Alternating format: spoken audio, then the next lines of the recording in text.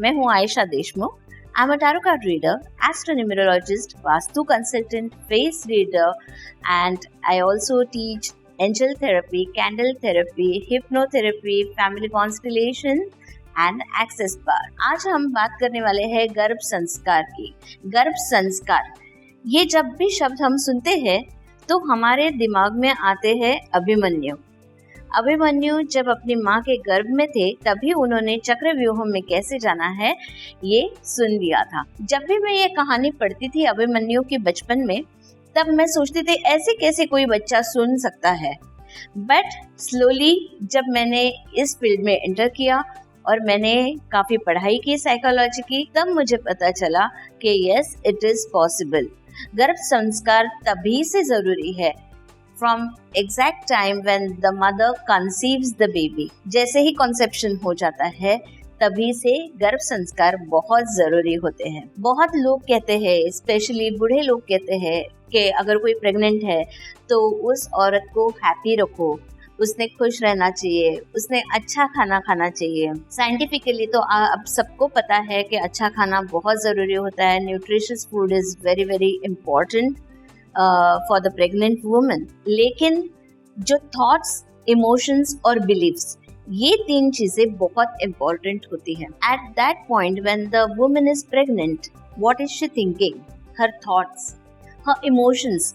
Is she afraid of something? Is she feeling guilty of something? Is she into some kind of negative feelings that can affect the child? और तीसरी चीज होती है belief system. When the woman is pregnant, what is her belief system? Is she going through some kind of belief which can create obstacles in child's life? जैसे कि क्या वो औरत ये सोच रही है कि औरत होना ही नहीं चाहिए, या औरतों की लाइफ बहुत डिफिकल्ट रहती है. इस तरीके से हमारे थॉट्स, इमोशंस और बिलीफ सिस्टम ये बच्चे पर बहुत असर करता है. तो जब हम गर्भ संस्कार की बात करते हैं तो वो संस्कार सिर्फ रिलीजियस संस्कार जरूरी नहीं है. आप अगर माँ से कहते हो कि आप मंदिर जाओ या आप चैंटिंग करो या आप अच्छी किताबें पढ़ो, दैट इज़ वेरी गुड. लेकिन मोस्ट इम्पॉर्टेंट ये है कि what is mother going through? Is she going through any kind of abuse? क्योंकि अगर माँ के साथ किसी तरह का भी अब्यूज हो रहा है, वो खुद हैप्पी नहीं है, तो इस सब का असर बच्चे पर हो सकता है. अब मुझसे कई लोग ये भी पूछते हैं कि जब दो ट्विन्स हैं गर्भ में माँ के, तो दोनों अलग अलग कैसे होते हैं फिर? अगर आप कहते हो थॉट, इमोशन, बिलीफ्स, तो वही तो दोनों ने देखा हुआ है गर्भ में जब थे. तो एक कॉन्फिडेंट क्यों है और एक दूसरा जो बच्चा है वो डरा हुआ क्यों है? क्योंकि वहाँ से वो बच्चे के अपने बिहेवियर्स, अपना रिएक्शन शुरू होता है. जैसे कि अगर माँ के गर्भ में अगर बच्चों ने अपने पिता को बहुत जोर जोर से चिल्लाते हुए सुना, अपनी माँ को रोते हुए महसूस किया, तो एक बच्चा कहेगा कि I will protect my mother और दूसरा बच्चा कहेगा कि I am scared of my father. तो उसका जो बिलीफ सिस्टम हुआ या उसके जो थॉट प्रोसेस हुआ वो किस तरफ गया? एक का गया फियर्स की तरफ और एक का गया कॉन्फिडेंस की तरफ. एंड इस तरीके से ये दोनों बच्चों की लाइफ डिफरेंट हो जाती है. तो थॉट्स, इमोशंस एंड बिलीव्स, इनकी जब हम बात कर रहे हैं तो थॉट, ये सबसे पहला थॉट आता है when the woman is pregnant. यहाँ से बच्चे का भी प्रोग्रेस शुरू हो जाता है. So if a woman conceives a child and at that point of time she feels कि I don't want the child right now. This is not the right time for me to go for a child. This is a mistake which we both have done. ये बहुत हम अगर सोचेंगे तो इसमें कोई बुरी बात तो है नहीं. वो लोग अपने लाइफ के बारे में सोच रहे हैं, उनको एक डिसीजन मेकिंग है उनके लाइफ के लिए. पर ये इमोशन बच्चा कैच करता है और वो इमोशन होता है रिजेक्शन का. And from that point of time it's a possibility कि बच्चा रिजेक्टेड फील करना शुरू करे. और उसकी वजह से जब आगे वो लाइफ में बड़ा हुआ है, एडल्टहुड में जब जॉब लेने जा रहा है या वो रिलेशनशिप में एंटर होना चाहता है और वहाँ पर उसको रिजेक्शंस आते हैं, the child feels why am I rejected?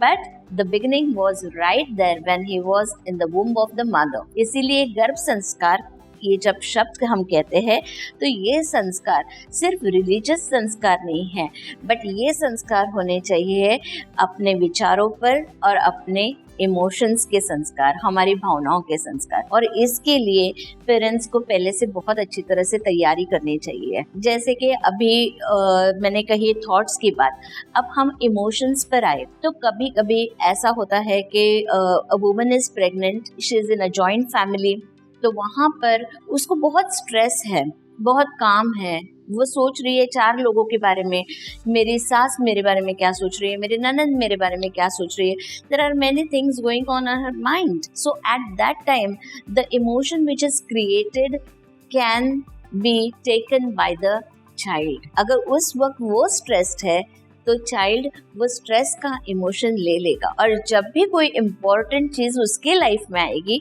The child will be stressed, and then the parents wonder कि मेरे बच्चे को इतना स्ट्रेस क्यों आता है एग्जाम का, मेरे बच्चे को इतनी छोटी चीज़ों में क्यों स्ट्रेस आता है, क्योंकि वो स्ट्रेस उसने अपने मम्मी के वुम में महसूस किया हुआ रहता है। Then again one more emotion is guilt. Mostly ये हम इंडियन सोसाइटी में देखते हैं कि वुमेन अगर आप देखोगे तो उसके अंदर बहुत गिल्ट क्रिएट किया जाता है। उसकी एनवायरनमेंट ऐसी होती है कि जहाँ पर हर चीज़ के लिए उसको दोषी ठहराया जाता है या उसको रिस्पॉन्सिबल ठहराया जाता है। So the woman who is going under lot of guilt gives guilt emotion to the child, और फिर उस बच्चे को ऐसे लगता है कि ये जो मैं चीज़ करने जा रहा हूँ, is it good or bad, right or wrong, am I doing it properly.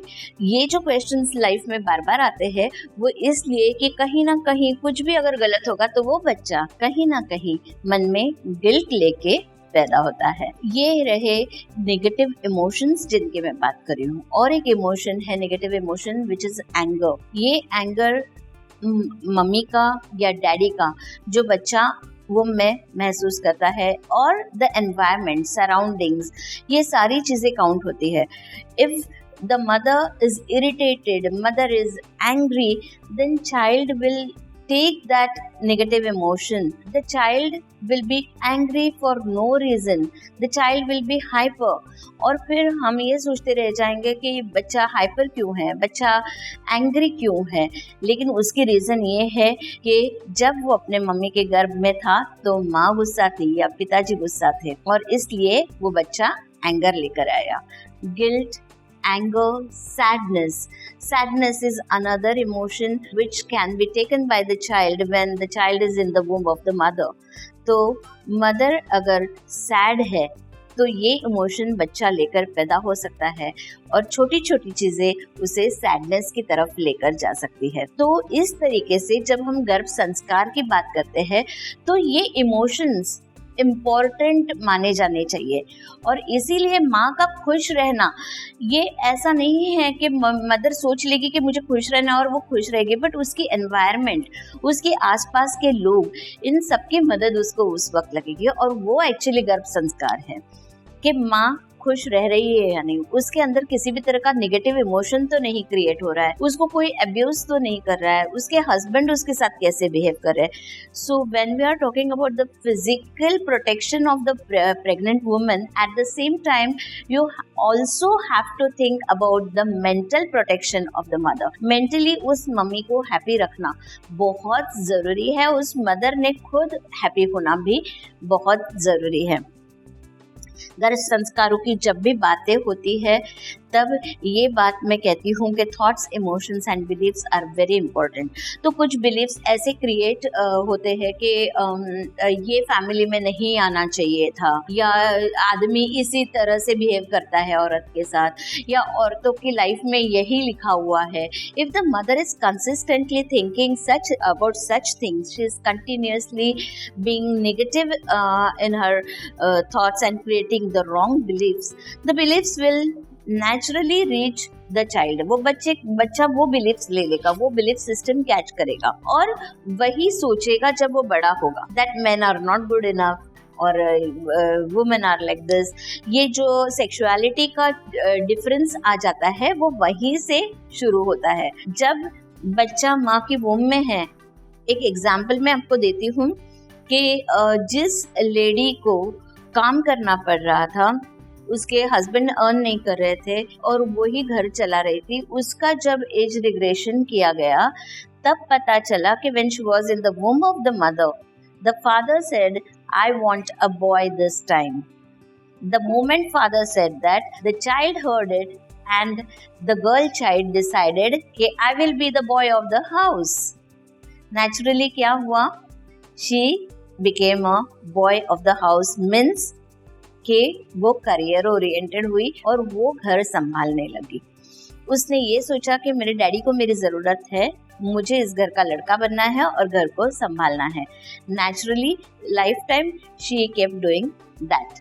तो इस तरीके से ये बिलीफ सिस्टम्स बनते हैं, ये थॉट्स एंड इमोशंस बनते हैं।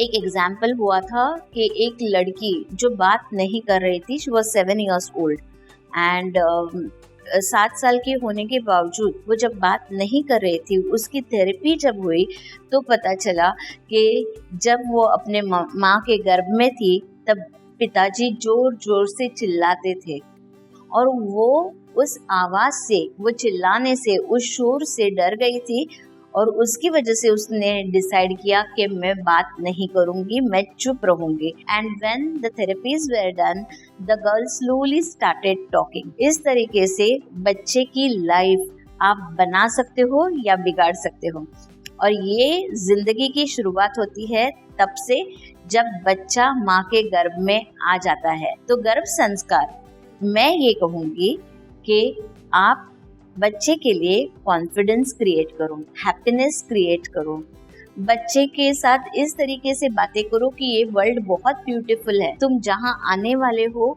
वो बहुत ही खूबसूरत दुनिया है, यहाँ पर बिल्कुल फंसाते नहीं है लोग। कई बार हम ये कहते हैं कि you know the world outside is not good, people betray you easily, यहाँ तो ऐसे ही लोग मिलेंगे। नेचुरली वो चीज़ें हम पास ऑन कर रहे हैं हमारे बच्चों की तरफ। लेकिन यही बात आप सोचिए, अगर हम इस तरीके से हमारा थॉट प्रोसेस रखें कि नहीं, बाहर की दुनिया बहुत अच्छी है, यहाँ तुम सेफ हो, यहाँ तुम सिक्योर्ड हो, तो क्या वो बच्चा कभी भी इनसिक्योर्ड फील करेगा? नहीं करेगा। इसीलिए हमारा थॉट प्रोसेस, पेरेंट्स का थॉट प्रोसेस बहुत ज़रूरी है। ये है गर्भ संस्कार। जब अभिमन्यु ने सिर्फ ये सुन लिया कि मुझे चक्रव्यूह में कैसे जाना है, पर कैसे बाहर निकलना है ये उसने नहीं सुना, which caused him death, his life।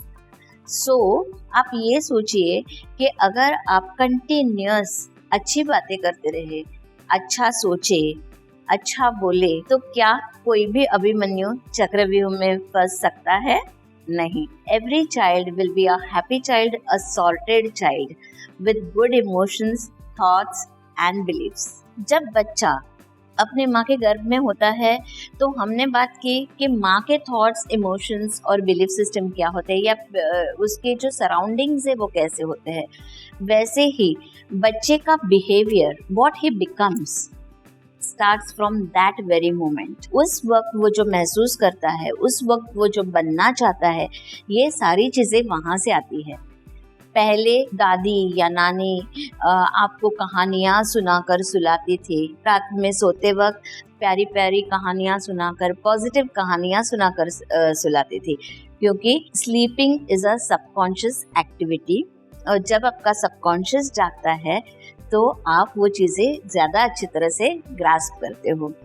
माँ के वुम में बच्चा सबकॉन्शियस लेवल पर होता है। अगर उस वक्त आप स्पिरिचुअल बातें करो, उस वक्त आप स्पिरिचुअलिटी के बारे में पढ़ो, ऐसी बुक्स पढ़ो जो उस बच्चे को स्पिरिचुअलिटी की तरफ ले जा सकती है, तो डेफिनेटली ये बच्चा स्पिरिचुअल होगा। What is spirituality? Spirituality and religion are two different things. So being spiritual is being sorted, understanding what are you here for, ये अर्थ पे आप क्यों आए हो, यहाँ पर आकर आपको क्या करना है, what should be your contribution to the society, to this mother earth। Imagine इतनी प्यारी प्यारी बातें अगर हम पढ़ेंगे, कहेंगे, सुनेंगे और वो बच्चे की तरफ जाएगी तो कितनी अच्छा वर्ल्ड बन सकता है, कितनी अच्छी दुनिया बन सकती है। और ये वो माँ कर सकती है जिसके वुम में बच्चा होगा। The time she conceives the baby, if she becomes spiritual, the whole world will become spiritual। आज के लिए इतना ही। अभी आपसे विदा लेती हूँ और अगला टॉपिक लेकर अगले एपिसोड में आऊंगी। तब तक नमस्ते।